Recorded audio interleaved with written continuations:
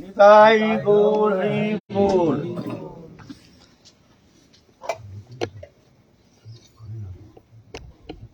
हमारे आलोच्य विषय चल रहा है पतित पावन अवतार भगवान श्री कृष्ण चैतन्य महाप्रभु के पावन जीवन चरित गाथा।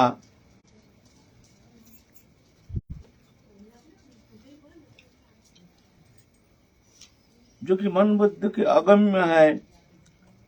ये लीला भौम लीला जो महाप्रभु प्रकटन किए हैं, ये अवतार जुग जुग में आते नहीं है, ये तो एक कल्प में एक बार आती है। महाप्रभु है भगवत सीमा। भगवान के बहुत सारे अवतार है, भगवान है उनके बहुत सारे अवतार हैं। एक पूर्ण प्रकाश, एक अंश प्रकाश, एक कला प्रकाश, एक आवेश प्रकाश, ये सब अवतार है। अंश अवतार, कला अवतार, पूर्ण अवतार, आवेश अवतार, ऐसे भगवान जुग जुग में आते हैं। अवतार माने खंडित नहीं है। अवतार माने ये न समझे कि कोई अलग भगवान के कोई अलग स्वरूप, भगवान ही है। जैसे चंद्रमा है, चंद्रमा दूज में, तीज में, चौथ में, पंचमी में अलग अलग प्रकाश, प्रकाश के तारतम्य। पूर्णमासी में पूर्ण चंद्रमा के पूर्ण प्रकाश। तो दूज में, तीज में या सप्तमी अष्टमी तिथि में जो चंद्रमा के प्रकाश है, ये चंद्रमा ही है, चंद्रमा पूर्ण है। लेकिन अष्टमी तिथि में अगर आप चाहेंगे पूर्ण चंद्रमा का प्रकाश मिल जाए, ये संभव नहीं है, क्योंकि वो चंद्रमा पूर्ण है लेकिन वो प्रकाश उतना ही मिलेगा। हाँ, ये बस इतना ही फर्क है। लेकिन है पूरा, चंद्रमा पूर्ण है, चंद्रमा वहां खंडित नहीं है, लेकिन प्रकाश के तारतम्य। ऐसे ही भगवान आते हैं, जुग जुग में आते रहेंगे। उनकी सृष्टि है, भगवान की सृष्टि है। भगवान सृष्टि रचना करके फिर उस सृष्टि को आगे बढ़ाने के लिए जगत जीव को परम मंगल प्रदान करने के लिए भगवान आते हैं। कभी स्वयं प्रकाश, कभी अंश प्रकाश, कभी कला प्रकाश, कभी तो आवेश, किसी भक्त के भीतर आवेशित तो हो जाते हैं कभी भगवान, ऐसे भी है। तो ये जो अवतार है श्री कृष्ण चैतन्य महाप्रभु के, यह है पूर्णतम प्रकाश। ये एक कल्प में एक बार ही ये अवतार आते हैं, ऐसे शास्त्र कहते हैं, हम नहीं कह रहे हैं। एक कल्प में एक बार आते हैं। ये जो महाप्रभु के अवदान, निवृत्त निकुंज लीला विलास की जो चरम निर्यास, वो मंजरी भाव उपासना पद्धति, वो प्रेम रस की पूर्णतम प्रकाश, ये महाप्रभु करुणार्ध चित्त होकर के, दयार्ध चित्त होकर के, करुणा अवतीर्ण कलो, कलियुग में करुणा करके महाप्रभु अवतीर्ण हुए हैं।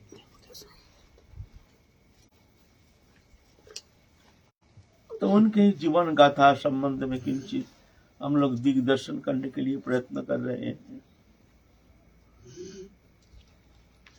महाप्रभु संन्यास लेकर के जगन्नाथपुरी गए हैं। जब महाप्रभु संन्यास लेकर के अद्वैत भवन में आए हैं, तो वहां अपने जननी को आह्वान किया है, माता को ले आओ यहाँ। जब शशि माता आए हैं तो महाप्रभु रो रो करके उनके चरण कमल को पकड़ करके बक्स में धारण करके कहते हैं, माँ हमने बालक वत हमने आचरण किया, हम तुमसे जिज्ञासा नहीं किया, हमने संन्यास ले लिया, माँ तुम हमको क्षमा कर दो, तुम्हारी प्रसन्नता बिना हमारी ये संन्यास धर्म रक्षा होना कदापि संभव नहीं है, तुम्हारी कृपा चाहिए, है ना। माता पिता की कृपा बिना वास्तव में वैराग होना संभव नहीं है। कोई साधक अगर चाहते हैं जो हम संन्यास ले लेंगे, हाँ, लेकिन पहले अपने माता पिता की सेवा करना बहुत जरूरी है।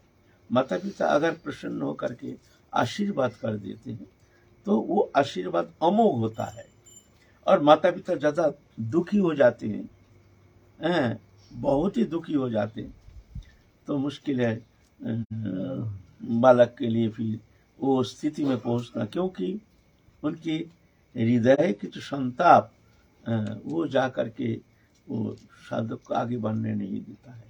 इसलिए माता पिता की प्रसन्नता बहुत जरूरी है। माता पिता प्रथम गुरु है, इनकी सेवा करना, अगर कोई कृष्ण भक्ति करना चाहते हैं तो उनको पहले अपने माता पिता की कायमन वचन से सेवा करनी चाहिए। हाँ, ऐसे माँ प्रसन्न होकर अगर कहे दे जा बेटा तो भजन कर जाके, तो अलग बात है। ऐसे हमारे जो सिद्ध कृष्णदास बाबा, वो तो उड़ीसा उत्कलवासी थे, उनके कई भाई थे, माता सती हो गए, पतिदेव जब नित्य लीला पहुंच गए उस समय श्मशान में जा करके अपनी सती हो गए।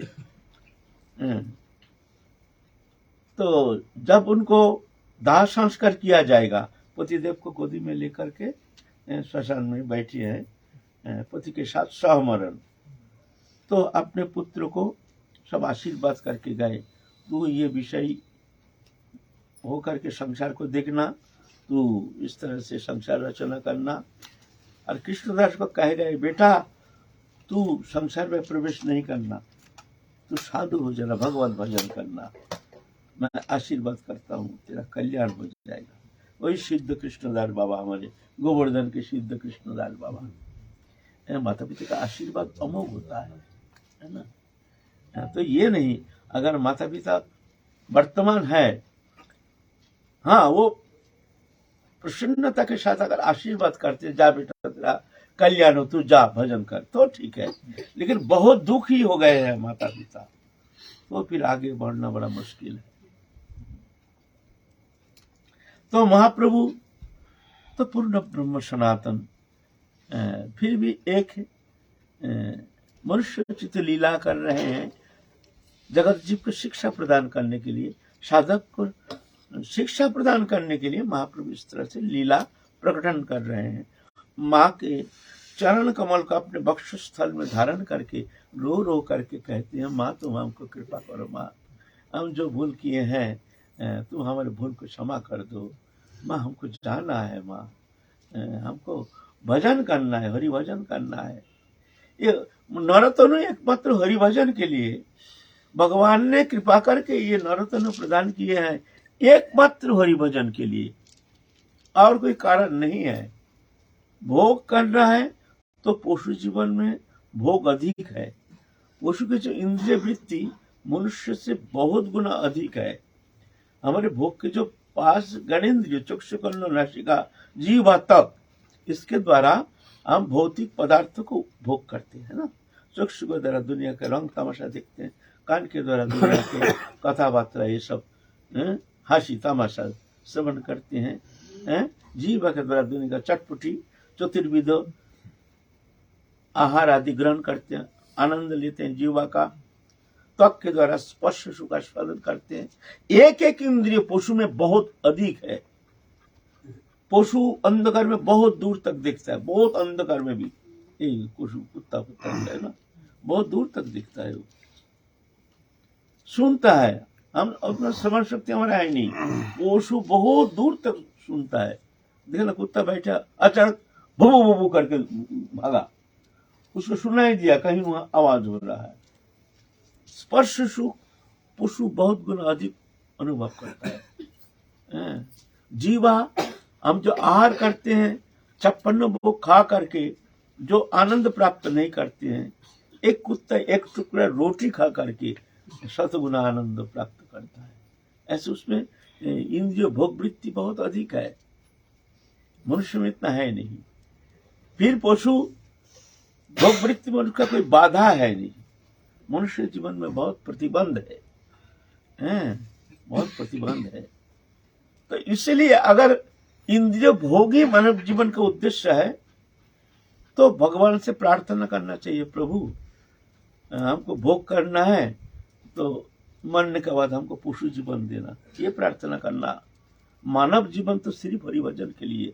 निधि मध्यम सुलभं सुदुर्लभं प्लवं सुगल्पं गुरु कर्ण धारम मयानुकुलेन नभश्यते रितं पुमान भवाब्धिं न तरेत्स्व आत्मा। ये नरतनु एकमात्र भगवत भजन के लिए ये नाव विशेष है। जैसे समुद्र में समुद्र पार करने के लिए नाव चाहिए पार लगाने के लिए, ऐसे ही भव सागर संसार रूप सागर पार करने के लिए ये नरतनु है नाव स्वरूप। नाव स्वरूप दूसरा शरीर है नहीं। देवता लोग भी भजन नहीं कर सकते हैं, उनके वो भी भोग जोनी है, वो तो शुभ कर्म फल भोगते हैं, लेकिन भजन उनसे होता नहीं है। भजन करने के लिए उनको मानव शरीर धारण करके आना पड़ेगा, ऐसा नहीं। तो ऐसे मानव तनु पा करके प्लवंग सुगल्पं गुरु कर्ण धारम, प्लवंग माने नाव विशेष, ये नरतनु है एक नाव विशेष। भव सागर पार लगाने के लिए एक नाव विशेष। गुरु कर्ण धारम नाविक है गुरुदेव, अनुकूल वायु है सत्संग आदि महत सेवा संत सेवा, ये अनुकूल वायु है। अनुकूल वायु जैसे धक्का मार के ले जाते हैं नाव को, ऐसे ही महत सेवा संत सेवा गुरु सेवा, ये ऐसे अनुकूल वायु है।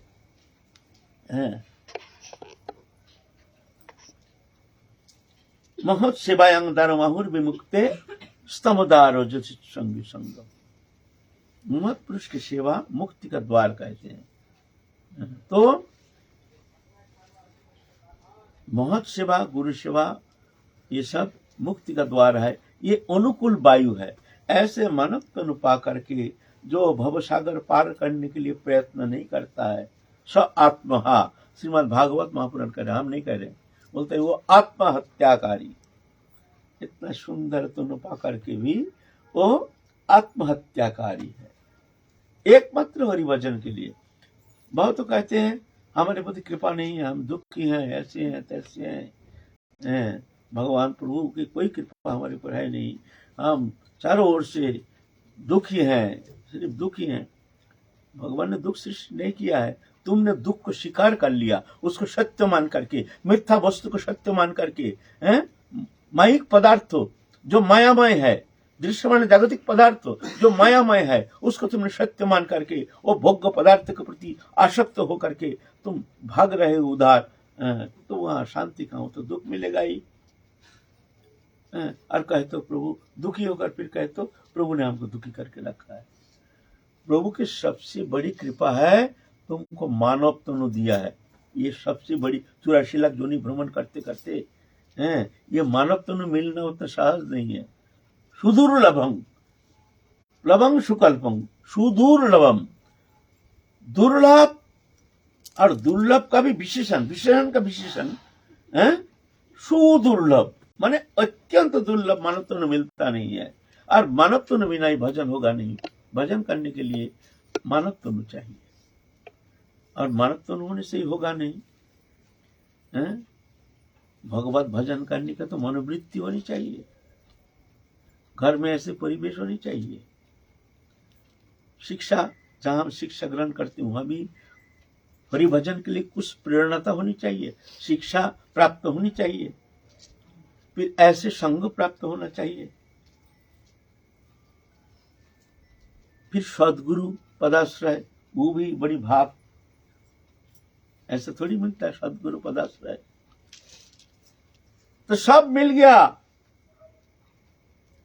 लेकिन तुम्हारा शरीर साथ नहीं देता है, मान लो व्याधि आक्रांत हो गया तो क्या करोगे?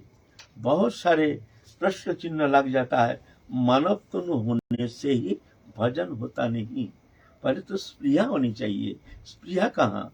स्प्रिया होने से होगा नहीं। ऐसे शिक्षा, ऐसे सदगुरु पदाश्रय, ऐसे भजन करने का प्रेरणा, भजन करने की स्प्रिया, भजन करने का समय, बहुत सारे प्रश्न चिन्ह लगता है। तो प्रभु ने तुमको कृपा करके दे दिया। और सबसे मैं तो सौभाग्य मानता हूँ जो वृंदावन धाम में, जो अयोध्या धाम में, ऐसा पवित्र तीर्थ में, भगवान की लीला भूमि में जिनने आश्रय करके भजन करने के लिए आए हैं, और क्या देंगे? प्रभु ने कृपा करके हमको इतना कुछ प्रदान किए हैं। बहुत तो कहते हैं ये जन्म तो गया, आगे देखेंगे, इस जन्म में तो भजन हुआ नहीं, आगे चल के हम खूब भजन करेंगे। तो भगवान कहते हैं इससे सुंदर जन्म हमारी सृष्टि में और है नहीं। सबसे सुंदर जन्म हमने तुमको ये वृंदावन में ले आए हैं भजन करने के लिए।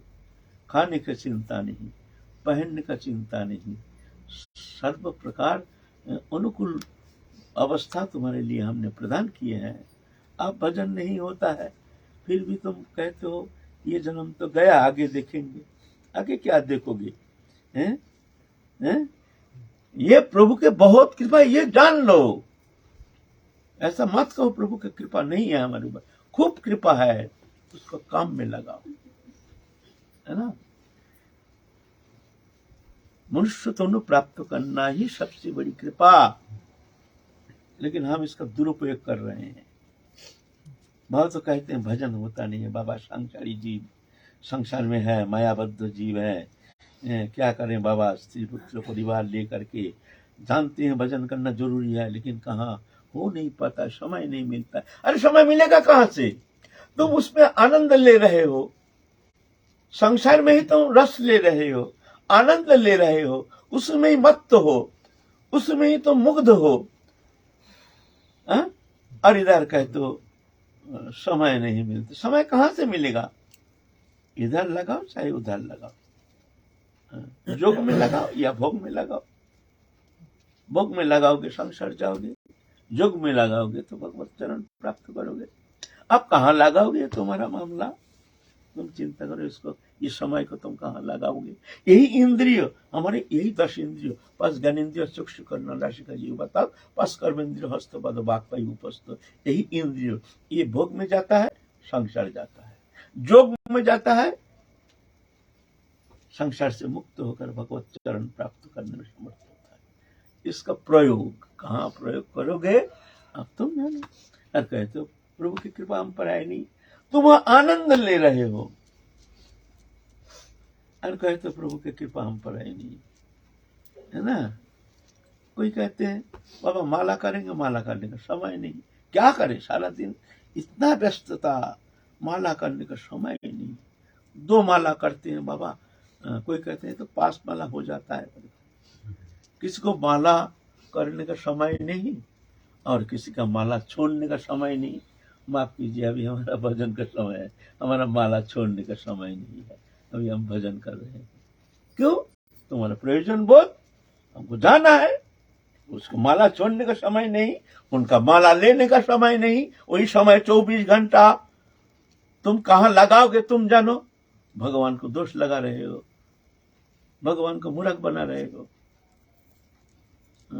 अपना कमियां को भगवान के ऊपर थोप रहे हो। देखो अपना कमियां, है ना। तो महाप्रभु, हम एक सत्संग कर रहे हैं, तो सत्संग है ना, महाप्रभु शिक्षा के लिए महाप्रभु माँ के चरण कमल पकड़ करके महाप्रभु निवेदन कर रहे हैं, माँ हमने बहुत भूल किया, तुम प्रसन्न हो जाओ माँ, तुम्हारी प्रसन्नता बेगार हमारी सन्यास धर्म में रक्षा होना कदापि संभव नहीं है। तो सची माता तो भगवान की माता है, तो जगत जननी है। नहीं नहीं बेटा, जो किया अच्छा किया है, खूब भजन कर बेटा, खूब भजन कर, खूब भजन कर, रो रो करके कह रहे हैं। तो माँ तुम बता माँ मैं कहाँ रहूं, तुम जहां कहोगे मैं वहीं रह जाऊंगा, वहीं पर भजन करूंगा। तो माँ तो कह सकते थे चल तू नवद्वीप में चल, वहीं रहकर भजन करना। देखते हैं ना उसमें सब निंदा हो जाएगी ना, कहेंगे साधु होकर के अपने घर में रहता है। साधु का निषेध है, जहाँ जन्म लिया है वहाँ कभी प्रवेश नहीं करेगा, जाएगा नहीं, घर में जाएगा नहीं, निषेध है। गुरु आज्ञा हो जाए तो भी नहीं, गुरु ऐसा आज्ञा करेंगे तो संसार चले जाओ। नहीं, कभी एक आध दिन के लिए जाने के लिए अगर ना, घर में जाने के लिए गुरु तो सदगुरु ऐसा कह नहीं सकते, धर्म विरुद्ध है ना, तो धर्म विरुद्ध है, विरोध कैसे कहेंगे। सुना है कि माता पिता अगर प्राप्ति हो जाए तो उसके बाद एक उनके दाह संस्कार के लिए या ना, ये तो जब वैराग ले लेता है, वैराग आश्रम, तब तो वहाँ दाह संस्कार के लिए नहीं, यहीं पर जहाँ वो भजन करते वहीं पर क्रियाकर्म जो भी है 3 दिन कर लेते हैं ऐसे। लेकिन वैराग अगर नहीं लेता है, भजन कर रहा है, तो उसके लिए तो जाना जरूरी है। वैराग नहीं लिया, भजन शुरू किया है, तो उस स्थिति में उसको जाना जरूरी है। गुरु आज्ञा से, गुरु आज्ञा बिना भी, अगर गुरु अवर्तमान, लेकिन हमने वैराग आश्रम ग्रहण नहीं किया तो जाना चाहिए। तुम गृहस्थी हो, तुमको जाना चाहिए। तो माता ने, देखते हैं ये तो निंदा हो जाएगा, तो कहते नहीं बेटा तू एक काम कर, तू नीलाचल जगन्नाथपुरी में रह करके भजन कर, कभी कभी हमको मौका मिलेगा तो हम भी जाएंगे, और भक्त लोग जाएंगे, उनसे हम खबर ले लेंगे, मेरा बेटा निमाई कैसे है खबर ले लेंगे, तो वहीं जा। फिर तो महाप्रभु नीलाचल चले गए, सबको विदाई दे करके। ये तो हम लोग पहले आलोचना कर चुके हैं। नीलाचल जा करके महाप्रभु अब सार्वभौम भट्टाचार्य के पास वहां निवास कर रहे हैं, और सार्वभौम भट्टाचार्य को किस तरह से उद्धार किए हैं इस विषय भी हम लोग आस्वादन किए हैं।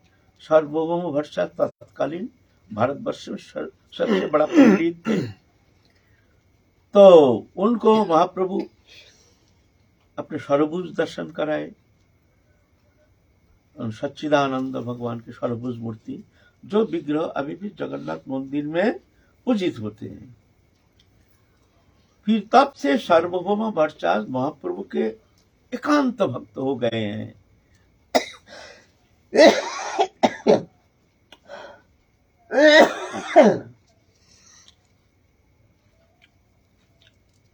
इतनी बड़े वेदांती विद्वान, पूरा भारत खंड में सब कोई मानते हैं। राजा प्रताप रुद्र भी उनसे सलाह लेते हैं। राजा उस समय तत्कालीन उड़ीसा के राजा थे, राजा प्रताप रुद्र। राजा प्रताप रुद्र स्वयं सार्वभौम भट्टाचार्य से सलाह लेते थे, रास पंडित थे, है ना। तो जब महाप्रभु के अनुयायी हो गए हैं, आप सार्वभौम भट्टाचार्य अद्वैत वेदांतवादी नहीं, आप माला लेकर भजन करते हैं तिलक करके, और महाप्रभु बेगार कुछ जानते ही नहीं, सबको कहते हैं देखो ये प्रेम अवतार, ये साक्षात पूर्ण ब्रह्म सनातन, हमने अनुभव किया, महाप्रभु ने कृपा करके हमको उनका स्वरूप का प्रदर्शन कराए, इसीलिए मैं कहता हूँ सब महाप्रभु की उपासना करो। तो सारा जगन्नाथपुरी में ये प्रचार हो गया, जो कृष्ण चैतन्य प्रभु जी आए हैं, ये कोई साधारण नहीं, साक्षात पूर्ण ब्रह्म सनातन। लोग आकर के उनके चरण कमल में, चरण प्रांत में आकर के दंडवत प्रणाम करते हैं, जहां से जाते हैं वहां से रस लेकर के अपने मस्तक में लगाते हैं, वहां से रस संग्रह करके घर ले जाते हैं। इस तरह से महाप्रभु वहां विराजमान है। इतना में महाप्रभु के प्रिय पार्षद स्वरूप दामोदर आए हैं। इस विषय में भी हम लोग आलोचना किए हैं। स्वरूप दामोदर जो महाप्रभु के एकांत पार्षद, फिर गदाधर पंडित भी महाप्रभु के सहपाठी हैं। उनका मन नहीं लगा, नवद्वीप में रह करके आप पागल प्राय हो गया। महाप्रभु के प्रेम सान्निध्य में रहते थे, दिन रात उनके सान्निध्य में रह करके एक अचिंत दिव्य आनंद में निमग्न हो जाते थे। आप वो आनंद सिंधु न जाने कहाँ चले गए, आप पागल प्राय हो गए हैं, नहीं यहाँ रहना मुश्किल है। गदाधर पंडित भी आ गए हैं नवद्वीप छोड़ करके सीधा आ गए हैं जगन्नाथपुरी में। गदाधर पंडित भी महाप्रभु के सान्निध्य में रह रहे हैं, एक एक करके ऐसे आ रहे हैं, सब नवद्वीप में आ रहे हैं बड़े बड़े भक्त हैं। कल हम लोग आलोचना किए हैं हरिदास ठाकुर ब्रह्म हरिदास ठाकुर भी आए हैं महाप्रभु के सान्निध्य में, वही रहेंगे। महाप्रभु उनको छाती में भर लिया, प्रेम आलिंगन दे करके उनको कृतकृत्य कर दिया, प्रभु हम कहाँ निवास करेंगे। तो महाप्रभु उनके लिए एक एकांत स्थान है, कहाँ पर सिद्ध बकुल, एक बकुल वृक्ष है, बड़ा सा एक वृक्ष है, बड़ा सुंदर वृक्ष है, बहुत पुराना। वहाँ कोई नहीं है, वहाँ पर एक झोपड़ी बना करके हरिदास ठाकुर के लिए वहाँ स्थान प्रदान किए हैं, जो तुम वहीं भजन करो। हरिदास ठाकुर कभी जगन्नाथ विग्रह दर्शन करने के लिए कभी गए नहीं। क्यों? वो जानते थे इतना दीनता, जहाँ म्लेच्छ है मंदिर जाने का अधिकार हमारा है नहीं, हमारे स्पर्श से सब अपवित्र हो जाएंगे, ऐसे भावना, किसी को स्पर्श नहीं करते थे। महाप्रभु सबको निमंत्रण करते थे, जब भंडारा होता था तो हरिदास ठाकुर आते नहीं थे कि हमारे स्पर्श से अपवित्र हो जाएंगे। जिनके दर्शन मात्र से ही जगत पवित्र हो जाता है, उनकी दीनता देखो। विप्राण दिशर गुण अरविंद नाभ पदारविंद विमुखत शपचंग वरिष्ठम। द्वादश गुण संपन्न ब्राह्मण से भी अगर भक्त होता है, कृष्ण भक्त होता है, तो वो श्रेष्ठ है, वो श्रेष्ठ है। शास्त्र पुकार पुकार के कहते हैं, भगवत भक्त जो है, एक बार जब भगवत चरण में शरणागत हो गए हैं, वो समस्त दोष वर्जित हो करके भगवान के प्रिय पात्र बन गए हैं। वो जगत पूज्य है, उनके दर्शन मात्र से ही जगत पवित्र हो जाता है। भक्त में ऐसे पवित्र कारिणी गुण भक्त में विराजमान है ना।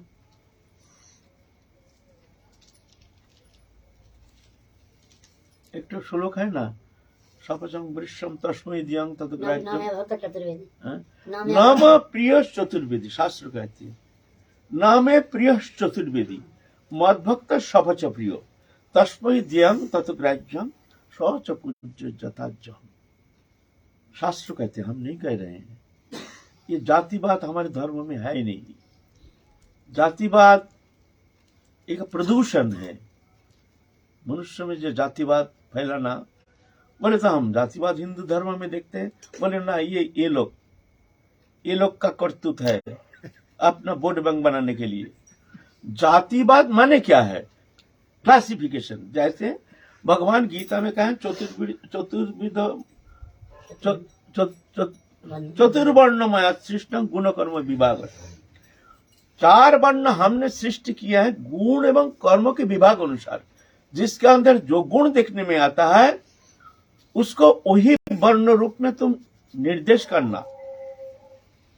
गुण, और क्योंकि जिसके अंदर जो गुण है वो गुण रहने से उसके लिए वो कर्म उत्तम होता है। जैसे ब्राह्मण कौन हो सकता है? देवदीज गुरु समतम तपो शौच खांति आर्जवमेव च ब्रह्मचर्य अहिंसा च ब्रह्म कर्म स्वभावजम। ये ब्राह्मण के स्वभाव है, ये गुण जिनमें है वो ब्राह्मण। समो दमो तप शौचो खांति अर्जुव में वच, ब्रह्म खांति अर्जुव में वच ब्रह्मचर्य अहिंसा सब ब्रह्म कर्म स्वभाव, ये गुण जिनमें है वो ब्राह्मण। और क्षत्रिय कौन है? शौर्य तेज धीतिर दक्ष युद्ध च अपनयनम दानम ईश्वर भवस्य खात्र कर्म स्वभावसम। शौर्य तेज, दक्षता, युद्ध अपनयनम, रणभूमि में पीठ मोड़ते नहीं है, दानम, ये जो गुण है क्षत्रिय है। अब जो दुर्बल चित्त है, भीरू है, तो वह रणभूमि में उसको अगर अस्त्र देकर भेजा जाए तो क्या करेंगे? भाग जाएंगे वहां से डर के मारे, तो लड़ाई थोड़ी होगा। तो ऐसे जो है वो क्षत्रिय है। कृषि गोरक्षा वाणिज्यम च वश्य कर्म स्वभाव, ये गुण जिनमें वश्य, कृषि गोरक्षा वाणिज्यम। अब खेती करने के लिए कैसे मिट्टी है, कैसे सॉइल है, कहाँ कौन सा फसल किस समय रोपण किया जाता है, ये सब वो जानता है। अब किसी ब्राह्मण का अगर कहा जाए जो तुम खेती करो, वो जानता ही नहीं है हमको कौन सा खेती करना है, कैसे हमको उसको रोपण किया जाए, क्या परिचर्या किया जाए, थोड़ी होगा। इसीलिए इस श्रम विभाग हमारे बिजनेस ऑर्गेनाइजेशन में भी, बिजनेस मेथड में भी है जो श्रम विभाग। श्रम विभाग माने जिसके जो योग्यता है तदनुसार उसको वो कर्म देने से अच्छा होता है, वो कर्मों में वो आगे निकल जाता है, बहुत मंगलकारी होता है। लेकिन अभी तो ये जातिवाद एक प्रदूषण फैला रहा है देश में। ऐसे हमारे सनातन धर्म कहा नहीं है, हमारे सनातन धर्म में ऐसा कहा ही नहीं है। तो कहते हैं ना मैं प्रिय चतुर्वेदी, चतुर्वेदी ब्राह्मण मेरा प्रिय नहीं। मद भक्त सपच प्रिय, जो मेरा भक्त है, सपच माने चंडाल, स माने कुत्ता और पच माने खा जाते हैं, कुत्ता भोजी चंडाल, ऐसे माने अति नीच जाति, जंगली जाति, जहां शिक्षा का कोई अनुप्रवेश हुआ नहीं, ऐसे जंगली जाति है ना। जाति माने वो उनके शिक्षा का वहां कोई प्रवेश ना होने का कारण उनको नीच जाति कहा गया। ये नहीं कि वो मनुष्य जो है नीच एक जाति है, जाति नहीं, वो उनके अनपढ़ है, वह शिक्षा के कोई प्रवेश हुआ नहीं है, जिस कारण उनको ऐसे श्रेणी में रखा गया है ना। मद्भक्त सपच प्रिय तस्मै दियंग तत्व ग्राह्यं, तस्मै दियंग माने तुम्हारे कुछ दान करने की इच्छा है तो उनको देना, कोई चतुर्वेदी ब्राह्मण को नहीं। तस्मै दियंग, वही सपच चंडाल जो मेरे भक्त है उसको देना। तत्व ग्राह्यं, ग्राह्यं माने कुछ लेना है, दान उपहार उनके हाथ से लेना, वो उनके हाथ से लेने से वो पवित्र है। चतुर्वेदी ब्राह्मण का हाथ का उतना पवित्रता है नहीं। सहज पूज्य, वो चंडाल भी पूजनीय, कहते यथा जम, जैसे मैं तुम्हारे लिए पूजनीय हूं, वो चंडाल भी ऐसे ही तुम्हारे लिए पूजनीय है। कहाँ कहा है जातिवाद? ऐसे हम ऐसे हजारों दृष्टांत दे देंगे हमारे शास्त्र का, ऐसा होता नहीं है ना। भक्तमाल खोल के देखिए, बहुत जिसका हम अनुसूचित जाति कहते हैं, ऐसे बहुत भक्त है। कितना सुनाएंगे अभी, हम आलोचना कर रहे, नहीं तो बहुत सारे आपको सुनाते। हम लोग आलोचना भी किया है पहले। तो हरिदास ठाकुर की जो ये दीनता है स्वाभाविक की। जब भक्ति देवी कृपा करते हैं, जिसको कृपा करते हैं, उसके भीतर ऐसे दीनता आ जाती है। ये दीनता कोई खेल तमाशा नहीं, जिसकी प्रति कृपा होती है वही झुक जाता है। वो तो आखिर में तो सब बने सृष्टि के समस्त जीव जगत को प्रणाम करते हैं, जो सब में प्रभु है जान करके। ऐसे सिया राम मैं सब जग जानी, करो प्रणाम जुरी जुग पानी। सिया राम देखते हैं, सबको प्रणाम करते हैं। ये तो दीनता, ये विनम्रता, विनम्रता है ये पात्र। जहाँ विनम्रता है वहाँ भक्ति देवी वहीं विराजमान हो जाती है। ये साधारण बात नहीं है। दीनता सच बोलो, दीन रहो, छोड़ो परधन की आस, ऐसा हरि ना मिले तो जामिन तुलसीदास। तुलसीदास की दोहा है। सच बोलो, हमारे गुरुजी ये दोहा को खूब कहते थे, हम गुरुजी के श्रीमुख से सुना है, ये सुनो, हमको अच्छा लगा, हमने भी कंठस्थ कर लिया। सच बोलो, दीन रहो, दीनता, छोड़ो परधन की आस। परधन माने दूसरे का पैसा, ना ना ना, ऐसा माने नहीं है, माने अलग है।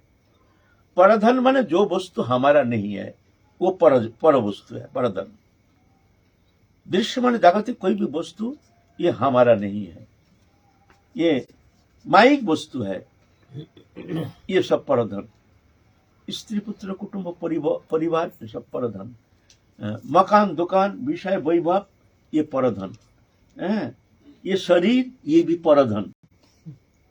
परधन माने रुपया पैसा नहीं, तो बहुत कोई परधन काशा करता है, बहुत बहुत सज्जन है, ऐसा थोड़ी है दूसरे का धन काशा करता है। परधन माने जो वस्तु मेरा नहीं है। मेरा क्या है, मेरा तो कुछ है ही नहीं, ये शरीर तक मेरा नहीं है, ये भी आगंतुक है, तो यह है परधन। छोड़ो परधन की आश, माने पर माने एकमात्र ठाकुर जी छोड़ करके दृश्य माने जागतिक कोई भी वस्तु पदार्थ के प्रति किंचित मात्र तुम्हारे मन के लगाव है, वो है परधन, उसका इच्छा छोड़ो। अगर ऐसा नहीं होता है, इसमें तुमको हरि नहीं मिलता है, बोलते जामिन तुलसीदास। तुलसीदास जी कहते हैं मैं जमानत हूं तुम्हारे लिए। तो दीनता ये कोई खेल तमाशा नहीं है। ऐसे हरिदास ठाकुर मंदिर जाते नहीं थे, दूर से दर्शन करते थे मंदिर के चूड़ा। और महाप्रभु जब भंडारा होता था तो हरिदास ठाकुर वहां जाते नहीं थे, उनको पहुंचा देते थे, जाओ हरिदास ठाकुर को पहुंचाओ। वो लेकर के कोई भक्त जा उनको पहुंचा देते थे, जाओ पहुंचाओ। ये हरिदास ठाकुर भी वहां रहने लगे। एक दिन क्या हुआ, वहां के राजा प्रताप रुद्र वो सोचे हैं एक दिन कि ये जो बकुल वृक्ष है, बड़ा वृक्ष, बड़ा सुंदर, जे भाई इसको काट करके इसका लकड़ी से बहुत वो कुर्सी फुर्सी खटिया तकती सब बनाया जा सकता है। बहुत सुंदर सीधा पेड़ है ना, इससे बहुत कुछ बनाया जा सकता है। तो नौकर को ऑर्डर दिया, उसको पेड़ को काटो, फिर जाकर के उसको लकड़ी से हम बहुत कुछ कुर्सी तखत आदि ये सब बनाएंगे, बढ़िया बनेगा इससे। ये खबर आ गया हरिदास ठाकुर के पास। हरिदास ठाकुर जान गए हैं कि ये इतने दिन ये वृक्ष यहाँ विराजमान है और ये वृक्ष के नीचे हम भजन करते हैं और वृक्ष को काट देगा काल। सुन करके बहुत दुखी हो गए हैं। प्रभु से, जगन्नाथ जी से प्रार्थना किया, प्रभु कैसे भी वृक्ष को रक्षा करो, ये वृक्ष के ऊपर कोई अस्त्र प्रयोग ना करे प्रभु। ऐसे जगन्नाथ जी से रो रो करके प्रार्थना की है। दूसरा दिन काटने के लिए आए, आके देखते हैं कि भीतर का जो सार है ना वो है नहीं, सिर्फ छिलका के ऊपर पेड़ पड़ा हुआ है। आज तक वो वृक्ष वही विद्यमान है, वही छिलका के ऊपर। सिद्ध बकुल नाम हो गया। जब हरिदास ठाकुर आए थे 550 साल पहले, उसके पहले बहुत और 1500 साल नहीं, कितना साल आगे से वो वृक्ष है और छिलका के ऊपर पड़ा है। अभी भी वो जाते हैं सिद्ध बकुल दर्शन करने के लिए। अद्भुत। हम तो कई बार गए हैं। जगन्नाथपुरी सिद्ध बकुल नाम से प्रसिद्धि है। एक फूल, बकुल फूल का पेड़, अभी भी वो छिलका के ऊपर ऐसे ऐसे ऐसे ऐसे ऐसे पड़ा है। भीतर में कुछ सार है नहीं, सिर्फ छिलका, उसके ऊपर विशाल वृक्ष विद्यमान है। तो इस तरह से हरिदास ठाकुर बड़े प्रसन्न हो गए हैं, जो प्रभु की कृपा से वृक्ष पर रक्षा हो गया। इधर महाप्रभु सोच रहे हैं हम तो यहाँ आए हैं, यहाँ रहने से तो काम नहीं चलेगा, अब आप दक्षिण भारत जाएंगे। दक्षिण भारत तीर्थादि दर्शन करके फिर जाके वहां से वहां के जितना जीव जगत है सबको उद्धार करके सबके भीतर ये जो प्रेम है इसको संचारित करके सबके प्रति कृपा दृष्टि के द्वारा सबके आत्मा के चेतना आत्मसत्ता को जागृति करेंगे, सबके प्रति कृपा दृष्टि करके सबके भीतर प्रेम प्रकाश करेंगे। ऐसे ही इच्छा लेकर के महाप्रभु आप सोच रहे हमको अब जाना है दक्षिण भारत। तो सार्वभौम भट्टाचार्य को बुला करके कह रहे हैं सार्वभौम भट्टाचार्य हमको तो जाना है तुरंत दक्षिण भारत। सुन करके सार्वभौम भट्टाचार्य तो रोना शुरू कर दिए हैं। आपने हमको संसार सागर से उद्धार किया, हमने मायावादी थे, वेदांती थे, आप आपके सानिध्य में आ करके वो प्रेम रस का किंचित आस्वादन कर रहे हैं और आप चले जाएंगे तो प्रभु हमको तो यहाँ रहना बड़ा कष्टदायक हो जाएगा, प्राण धारण करना बहुत कष्टदायक हो जाएगा। तो महाप्रभु कहते नहीं ऐसा नहीं, ऐसा नहीं, देखो हमको तो सहयोग करना चाहिए, हमको जाना है, नहीं तो जगत कल्याण के लिए आए हैं हम, वो कल्याण तो करना पड़ेगा, जाना पड़ेगा। इसलिए तुम ऐसा मत कहो, तुम अगर हमको बाधा दोगे तो हम जा नहीं सकते हैं, फिर ऐसे मंगल करना तो असंभव हो जाएगा। सब भक्त वृंद भी सुने हैं महाप्रभु दक्षिण भारत जाएंगे, सुन करके सब रोना पीटना शुरू हो गया, रोना पीटना। तो महाप्रभु कहते हैं भाई मैं क्या करूं बताओ। तो सार्वभौम भट्टाचार्य कहते हैं प्रभु आप 2-4 दिन रुक जाइए, थोड़ा मन को समझा बुझा करके मन को थोड़ा संतोष धारण करूं, आप थोड़ा सा समय दीजिए। तो महाप्रभु ठीक है हम 2-4 दिन और कुछ दिन थोड़ा सा रुक जाते हैं। ऐसा करके महाप्रभु सार्वभौम भट्टाचार्य उनको रोज निमंत्रण करते हैं, उनके घर में प्रसाद पाते हैं आनंद से। आप महाप्रभु सोचते हैं हम जाएंगे, बहुत देरी हो गया, आप सब कह रहे हैं मैं जाऊंगा आपके साथ। नित्यानंद प्रभु कहते हैं प्रभु आपके साथ हम चलेंगे, गदाधर पंडित कहते हैं हम चलेंगे, स्वरूप दामोदर पंडित कहते हैं हम चलेंगे, सब कहते हैं हम चलेंगे। तो महाप्रभु कहते हैं हम किसको किसको ले जाएंगे, ये हमारा काम बिगाड़ देगा, काम बिगड़ जाएगा, हमको तो अकेला ही जाना है। नित्यानंद प्रभु कहते हैं देखो हम दक्षिण भारत, हम तो तीर्थ पर्यटन किया है ना, हमको दक्षिण भारत का समस्त रास्ता मालूम है, हम जाने से आपके लिए सुविधा हो जाएगा, आप हमको ले चलो। बोले हाँ तुमको ले जाएंगे ना, तुमने हमको, हम वृंदावन जा रहे थे, वो हमको मूर्ख बना करके तुमने ले गए अद्वैत भवन में, अद्वैत आचार्य के घर, फिर आए आई के जगन्नाथपुरी, तुम हमारे दंड भंग कर दिया, हमारे डंडा था एक ही उसको भी तुमने तोड़ दिया, तुम ऐसे हमारे समस्त सब कर्म को तुम भंग कर दोगे, इसलिए हम श्रीपाद तुम्हारे पालन में हम पड़ेंगे नहीं, तुम रह जाओ हम अकेले ही जाएंगे। तो समस्त भक्त वृंद सब रो रहे हैं प्रभु अकेला कैसे जाएंगे, साथ तो किसी को ले जाना बहुत जरूरी है, आपके दंड कमंडल ये कौन धारण करेंगे, भिक्षा आप भिक्षा करेंगे तो कोई तो भिक्षा पात्र लेके तो कोई को किसी को तो जाना पड़ेगा। तो सब कोई निश्चय किए हैं, एक सज्जन ब्राह्मण कृष्णदास नाम के सज्जन ब्राह्मण, काला कृष्णदास जी, ये बहुत सज्जन ब्राह्मण है, ये आपको पात्र लेके जाएंगे, आप भिक्षा निर्वाह करेंगे, आप कहीं भावाविष्ट होकर के पड़े रहेंगे, उस समय समस्त सेवा कार्यों निर्वाह ये काला कृष्णदास करेंगे। प्रभु इसमें माना मत कीजिए। अच्छा ठीक है चलो ये ब्राह्मण को हम ले जाएंगे साथ। तो महाप्रभु जा रहे हैं, आप भक्त वृंद जा रहे हैं सब आलालनाथ तक, वहां से आलालनाथ नारायण भगवान के विग्रह है जगन्नाथपुरी से कुछ दूरी में, बहुत भक्त लोग जाते हैं, दिव्य दर्शन है।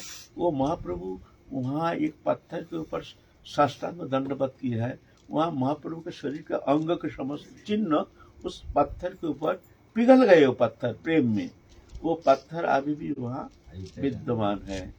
जाते हैं वो पत्थर दर्शन करने के लिए, जिस पत्थर के ऊपर महाप्रभु साष्टांग प्रणिपात किए हैं आलालनाथ में। फिर आलालनाथ में जाकर के खूब कीर्तन आनंद में एक दिन रह करके फिर महाप्रभु सबको विदाई दिए है, भाई अब हमारे साथ मत चलो, अब हमको जाने दो अकेला, हम अकेला चलेंगे, दुनिया का मेला मैं हूँ अकेला, लेना ना देना मगन रहना, ये दुनिया का मेला। सब रो रहे हैं, महाप्रभु आप चलेंगे, सर्ववर्चस्व कहे हैं आप जाना।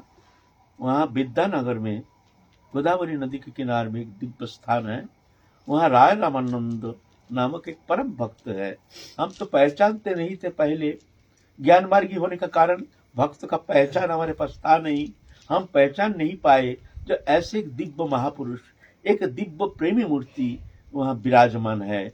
आपके सानिध्य में आकर के हमको पहचान हुआ जो वो राय रामानंद आपके जो प्रेम है वो समझने वाले हैं, वो समझ सकते हैं, आप उनसे एक बार मिलिएगा। ऐसा करके फिर वहाँ तो बहुत भक्त अचित हो गए, रोते रोते महाप्रभु किसी की तरफ देखे नहीं, सीधा चल दिए, हरे कृष्ण करते करते महाप्रभु चल दिए। हम लोग और आगे नहीं जाएंगे, महाप्रभु को जाने दीजिए, महाप्रभु चलेंगे, उनके साथ ज़्यादा उचित नहीं है। अभी महाप्रभु जाएंगे, हम लोग आज रात हो गया, अब हम लोग कहीं विश्राम करेंगे, अब यहीं हम लोग प्रसाद पाएंगे, सब रात हो गया, घर जाएंगे। इसीलिए जय जय श्री राम, निताई गौर।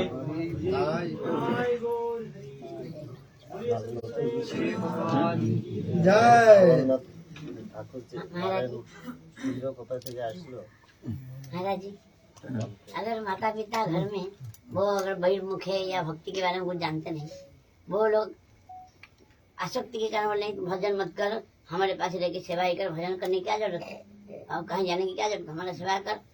न ऐसा अगर है तो हमारे शास्त्र क्या कहते हैं, बोले ओ माता माता नहीं, ओ पिता पिता नहीं, ओ भाई भाई नहीं, ओ बंधु बंधु नहीं, जो हरि भजन में बाधा देती है। इसलिए वो तो शिकार जो है नहीं। माता पिता को त्याग कौन ने किया? माता को त्याग किया भरत महाराज, हैं? माता को त्याग किया, पिता को त्याग किसने किया? प्रहलाद महाराज पिता को त्याग किया। तो ये बात नहीं है, जो अगर हरिभक्ति शून्य होता है और हरि भजन में बाधा देती है तो जाके उससे स्वीकृति है नहीं। ये तो हमारे शास्त्र ऐसा कहते हैं। बाबू ये बात कैसे लिखे हैं कि ना तुलसी बाबू कहे ना कि जो भक्ति में बाधा करे उसको मतलब चाहे माता पिता कुछ भी उसको हाँ, उसको बड़ा बढ़िया वो तो स्वीकृति